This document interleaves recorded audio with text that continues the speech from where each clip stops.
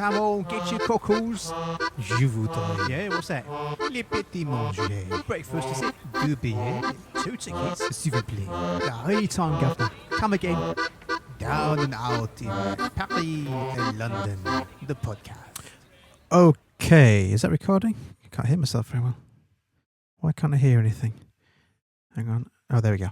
I'd not pressed the input monitor button. Silly old me. What a silly sausage. Right, chapter 31 then. Not long to go now. We're almost there. I can feel it. The light at the end of the tunnel. We're almost there. What a triumph. Chapter 31. Let's be having it. The charge at Bozo's lodging house was 9p a night. It was a large, crowded place, with accommodation for 500 men, and a well-known rendezvous of tramps, beggars, and petty criminals. All races, even black and white, mixed in it on terms of equality. Just that quick triadic structure there of tramps, beggars, and petty criminals, sort of an asyndetic list in a triadic structure as well, showing the range and different kinds of people that would rendezvous there. There were Indians there, and when I spoke to one of them in bad Urdu, he addressed me as Tum, a thing to make one shudder if it had been in India. I don't know how good your Urdu is. Mine's not so good. I had to look this up. What have I written there? EATC. Oh, East India Trade. Okay, yeah. So Tum, as far as I can understand it, Tum is just, it means you, as in Y-O-U, you. It's sort of a not very polite term of address, rather than saying sir or madam or, a more polite vocative. As far as I understand it, it just simply means you. So by addressing someone as you, it would be seen as quite rude, particularly given the colonisation of India and the relationship between India and Britain as its colonial emperor, I suppose. Emperor, is that right? Yeah, I suppose it's empire, wasn't it? Empires of emperors. Colonial superior, anyway. So, yeah, I've written East India Tea Company and Trade Company there to remind me that obviously the relationship between Britain and India, particularly East India, was very exploitative, but also it's a huge topic for discussion, and it's a massive thing in itself, isn't it?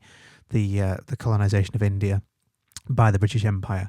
But yeah, for an Indian person to address a British person as you would be seen, as he says, a thing to make one shudder. So it might seem at first what's so wrong with it, but you've got to understand the context and the time at which this was written. Really, just coming off the back of the height of the British Empire back at that time, sort of 1910 would probably be around about the height of the British Empire. So this wasn't written too long after that peak. We'd got below the range of colour prejudice. One had glimpses of curious lives. Old Grandpa, a tramp of 70 who made his living or a great part of it by collecting cigarette ends and selling the tobacco at 3p an ounce. The doctor, he was a real doctor who had been struck off the register for some offence, and besides selling newspapers gave medical advice at a few pence a time. A little Chittagonian lascar, barefoot and starving, who had deserted his ship and wandered for days through London, so vague and helpless that he did not even know the name of the city he was in. He thought it was Liverpool until I told him. A begging letter writer, a friend of Bozo's who wrote pathetic appeals for aid to pay for his wife's funeral, and when a letter had taken effect, blew himself out with huge solitary gorges of bread and margarine. He was a nasty, hyena-like creature. I talked to him and found that, like most swindlers, he believed a great part of his own lies. The lodging-house was an Alsatia for types like these. Okay, lots to say about this little section here, and then not a great deal else to say in this chapter, so it's very front-loaded. Oh, actually, back-loaded as well. It's like a little sandwich with a bit towards the end of the chapter. It's quite full as well. So let's have a look. We've got these aptonyms, the old grandpa, the doctor, the lascar. These are sort of these nicknames for people. So they're they're aptonyms. A-P-T-O-N-Y-M-S. A-P-T-O-N-Y-M-S. A-P-T-O-N-Y-M-S. A-P-T-O-N-Y-M-S. A-P-T-O-N-Y-M. I think. So that's how you spell antonyms anyway. And it's like in Dickens literature, often you find characters named like Pumblechook, or what's my favourite? Dick Swiveller, is it? Have I made that up? No, I think that is a Dickens character, I'm sure. But yeah, sort of characters who sound like their personalities, aptonym, because their names are apt. So you've got these old grandpa, the sort of patriarch, I guess, and the doctor here, and the Lascar, the sailor there. I think Chittagonia is what we now call Bangladesh. I think that's right. That's like a pub quiz question, isn't that? I think Chittagonia, yeah. Chitty bang bang. Bangladesh, anyway. Barefoot and starving, bit of hendiadys for us there, isn't it? That's nice. Well, not for him. Barefoot and starving. And then a little bit further down, we've got the zoomorphism of he was a nasty hyena-like creature. More zoomorphism there, comparing him to a hyena. And then lastly, the lodging houses in Alsatia for types like these just means a sanctuary. Has religious connotations. There's been a sort of a convent kind of sanctuary. It was actually a place in London. Alsatia was a part of a nunnery, I think, or a convent. I'm not quite sure the difference is between a nunnery and a convent. Anyway, it was a religious sanctuary. So, this was effectively a sanctuary for these eccentric and unscrupulous types.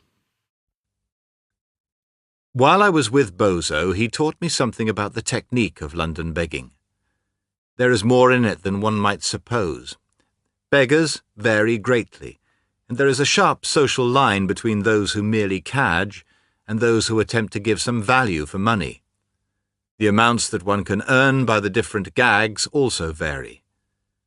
The stories in the Sunday papers about beggars who die with £2,000 sewn into their trousers are, of course, lies, but the better-class beggars do have runs of luck when they earn a living wage for weeks at a time. The most prosperous beggars are street acrobats and street photographers. On a good pitch, a theatre queue for instance, a street acrobat will often earn £5 a week. Street photographers can earn about the same, but they are dependent on fine weather. They have a cunning dodge to stimulate trade. When they see a likely victim approaching, one of them runs behind the camera and pretends to take a photograph. Then, as the victim reaches them, they exclaim, "There you are, sir. Took your photo lovely. That'll be a bob." "But I never asked you to take it," protests the victim. "What, you didn't want it took? Why, we thought you signalled with your hand." "Well, there's a plate wasted. That's cost us sixpence, that has." At this, the victim usually takes pity and says he will have the photo after all. The photographers examine the plate and say that it is spoiled and that they will take a fresh one free of charge. Of course, they've not really taken the first photo, and so, if the victim refuses, they waste nothing. Organ grinders, like acrobats, are considered artists rather than beggars. An organ grinder named Shorty, a friend of Bozo's, told me all about his trade. He and his mate worked the coffee shops and public houses round Whitechapel and the Commercial Road. It is a mistake to think that organ grinders earn their living in the street. 9/10 of their money is taken in coffee shops and pubs, only the cheap pubs, for they are not allowed into the good-class ones. Shorty's procedure was to stop outside a pub and play one tune, after which his mate, who had a wooden leg and could excite compassion, went in and passed round the hat. It was a point of honour with Shorty always to play another tune after receiving the drop, an encore, as it were, the idea being that he was a genuine entertainer and not merely paid to go away. He and his mate took £2 or £3 a week between them, but as they had to pay 15 shillings a week for the hire of the organ, they only averaged £1 a week each. They were on the streets from 8 in the morning till 10 at night, and later on Saturdays. Screevers can sometimes be called artists, sometimes not. Just a quick point here. I mean, this runs on for a while, giving us essentially a rundown of the different kinds of street performers and begging. You look at the topic sentences, the topic paragraphs there, organ grinders. What a great name, organ grinders. Do you ever see those at the fairs? They're sort of with like a barrel organ, they turn the handle round. Well, as I just told us there, but perhaps require a bit of knowledge about what an organ grinder actually is. You used to see them a lot in sort of country fairs and that kind of thing, where they have like a mechanical organ that you just turn the handle, crank thing, and it just plays this like pipe music, like fairground music. They're really expensive. I looked at getting one once. You can imagine me with a barrel organ going around the school with the damn thing. But I quite fancied one. but they're about £10,000, so, maybe not. Bozo introduced me to one who was a real artist. That is, he had studied art in Paris and submitted pictures to the Salon in his day. His line was copies of old masters, which he did marvellously, considering that he was drawing on stone. He told me how he began as a screever. My wife and kids were starving. I was walking home late at night with a lot of drawings I'd been taking round the dealers and wondering how the devil to raise a bob or two. Then in the Strand I saw a fellow kneeling on the pavement drawing, and people giving him pennies. As I came past, he got up and went into a pub, and damn it, I thought, if he can make money at that, so can I. So on the impulse I knelt down and began drawing with his chalks. Heaven knows how I came to do it. I must have been light-headed with hunger. The curious thing was that I'd never used pastels before. I had to learn the technique as I went along. Well, people began to stop and say that my drawing wasn't bad, and they gave me 9p between them. At this moment the other fellow came out of the pub. "What in God's name are you doing on my patch?" he said. I explained that I was hungry and had to earn something. "Oh," said he, "come and have a pint with me." So I had a pint, and since that day I've been a screever. I make £1 a week. You can't keep 6 kids on £1 a week, but luckily my wife earns a bit taking in sewing. The worst thing in this life is the cold, and the next worst is the interference you have to put up with. First, not knowing any better, I used sometimes to copy a nude on the pavement. First I did was outside St. Martin's in the Fields Church. A fellow in black, I suppose he was a church warden or something, came out in a tearing rage. "Do you think we can have that obscenity outside God's holy house?" he cried, so I had to wash it out. It was a copy of Botticelli's Venus. Another time I copied the same picture on the embankment. A policeman passing looked at it and then, without a word, walked onto it and rubbed it out with his great flat feet. Bozo told the same tale of police interference. At the time when I was with him, there had been a case of immoral conduct in Hyde Park, in which the police had behaved rather badly.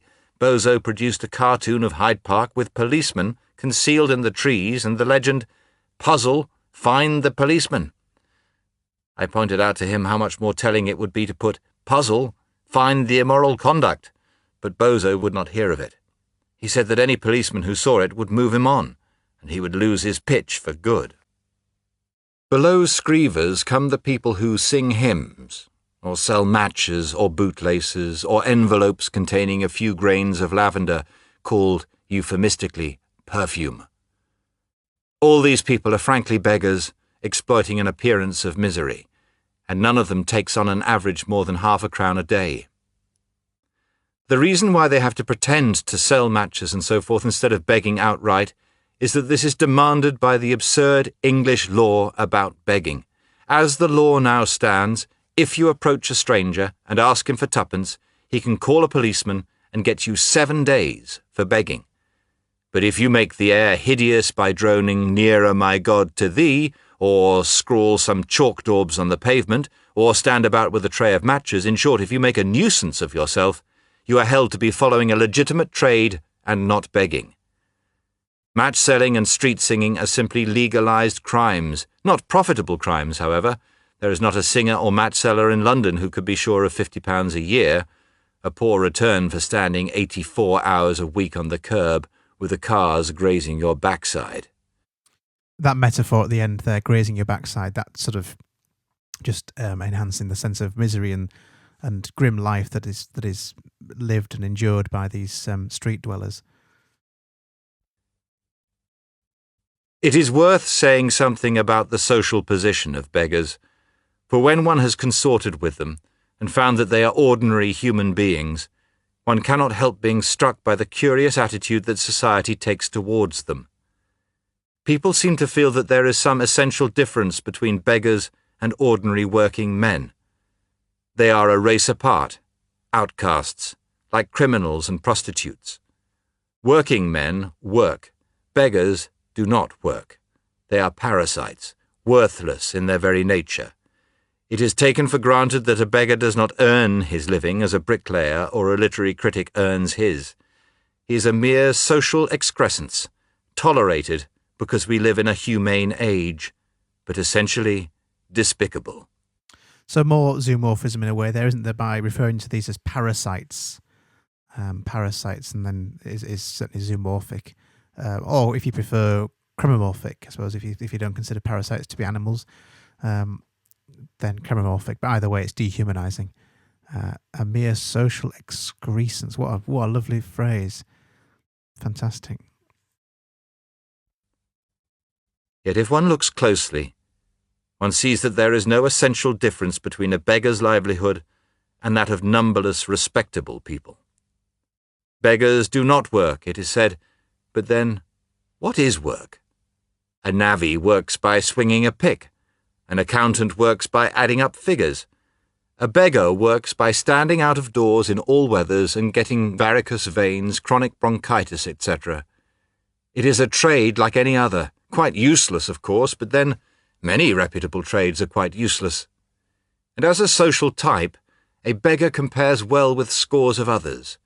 He is honest compared with the sellers of most patent medicines, high-minded compared with a Sunday newspaper proprietor, amiable compared with a hire purchase tout. In short, a parasite, but a fairly harmless parasite. So that's zoomorphism again there with parasite. But just backing up a little bit more as well, we've got this list or series of lists about different livelihoods. We get then a navvy. A navvy would be someone who, a sort of construction worker, someone who would dig, I think traditionally would dig canals, a navvy. But I think that expanded into railroads and railways and roads and things. Accountants, beggars, Sunday news proprietor, a hire purchase tout. This list of livelihoods and actually putting into perspective the way in which beggars and their morality compares, but the way in which they're judged is very different. So the contrast, as a social type, a beggar compares well with scores of others. He's honest-minded with the sellers of most patent medicines, high-minded compared with the Sunday newspaper proprietor, amiable compared with the hire purchase tout. So that list of contrasts there, and quite flattering, complimentary pre-modifiers. So things like honest, high-minded, amiable, worth picking those ones out. He seldom extracts more than a bare living from the community, and what should justify him according to our ethical ideas, he pays for it over and over in suffering.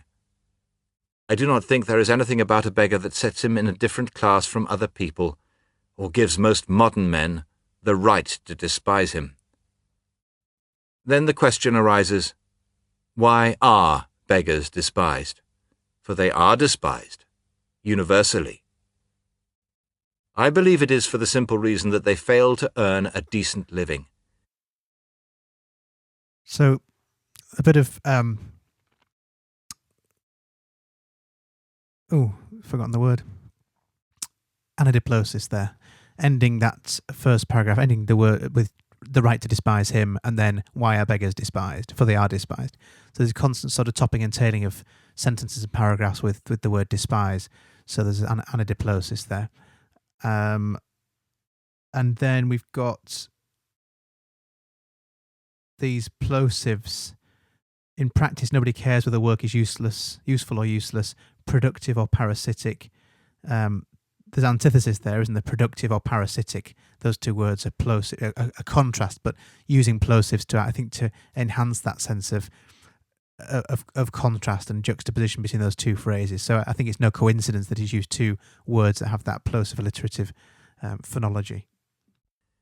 In practice, nobody cares whether work is useful or useless, productive or parasitic. The sole thing demanded is that it shall be profitable. In all the modern talk about energy, efficiency, social service and the rest of it, what meaning is there except get money, get it legally, and get a lot of it? Money has become the grand test of virtue. By this test, beggars fail, and for this they are despised. If one could earn even £10 a week at begging, it would become a respectable profession immediately. A beggar, looked at realistically, is simply a businessman, getting his living, like other businessmen, in the way that comes to hand. He has not, more than most modern people, sold his honour. He has merely made the mistake of choosing a trade at which it is impossible to grow rich.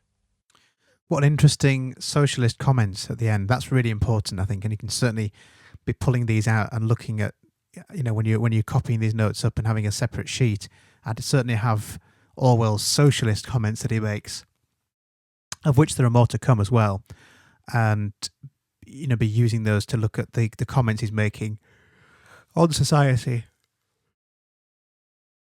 and comparing that with funders, possibly less overt comments on society, although they're certainly implied with funder, but it's kind of so obvious it's left for us to fathom for ourselves, and possibly the difference in the date of publication too. It was less didactic for funder. It's sort of more obvious that we as the reader will find that meaning, whereas here it was an age of more didactic writing, and as we've said, it's that Orwell feels the need to deliver it a bit more heavy-handedly than we perhaps would do now. And that's it for chapter 31. Let's meet back, shall we, for chapter 32? Is that a good idea? Let's do it. I'm going to do it right now, and if you are too, good for you. God bless you, Governor.